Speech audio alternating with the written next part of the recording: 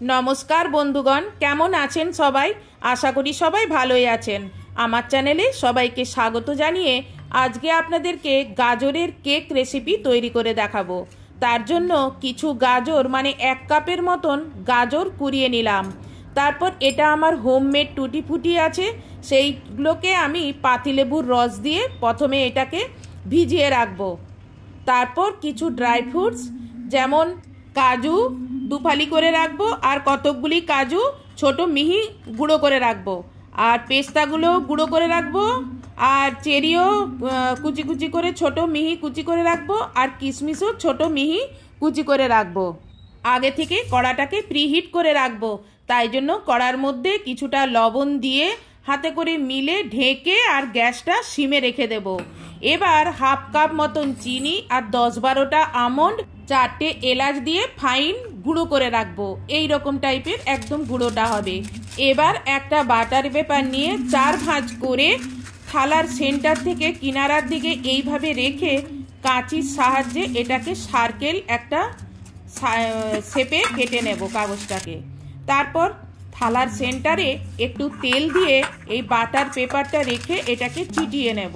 এবার একটা বাটিতে ঘি গরম করে ঘিটা ঠান্ডা হলে 1/4 কাপ ঘি নিয়ে একটা পাত্রে ঢালবো। তাতে হাফ কাপ লিকুইড নরমাল দুধ দেব আর 1 চামচ ভিনেগার দিয়ে ফেটিয়ে নেব যতক্ষণ না দই ছিটে।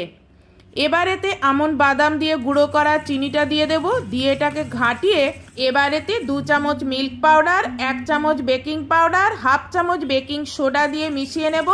তারপর গমের আটা 1 কাপ নিয়ে চালুনির সাহায্যে এটাকে চেলে এর সঙ্গে মিশিয়ে নেব। গাঢ় হয়ে এলে মাঝে মাঝে লিকুইড দুধ দিয়ে এই ব্যাটারটাকে পাতলা করে নেব। ঠিক এই রকম ব্যাটারটা হবে। এবার এর মধ্যে 1 কাপ গাজর আলতো হাতে এটাকে মিশিয়ে নেব। ব্যাটারটা হবে ঠিক শক্ত শক্ত টাইপের। এবার লেবু মেশানো টুটি ফুটিতে 1 চামচ আটা মিশিয়ে নিয়ে এটাকে ওই মিশ্রণের মধ্যে দিয়ে দেব আর আলতো হাতে এটাকে নেড়ে নেব। নেড়ে নিয়ে এবার যে কন্টেনারে বাটার পেপার দিয়ে রেখেছিলাম সেখানে এটাকে ঢেলে নেব। ঢেলে নিয়ে আর এটাকে ভালো করে মিলে নেব।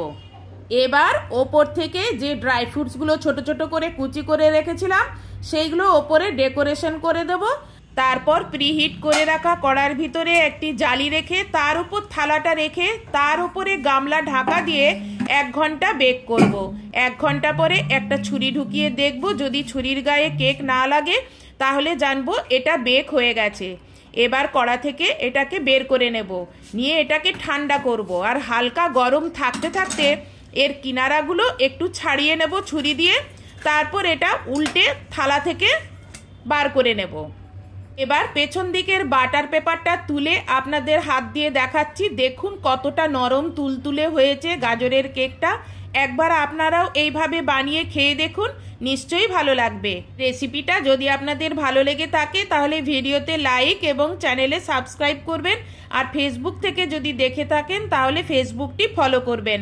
আজকের মতন এখানেই ভিডিওটা শেষ করছি। বাই।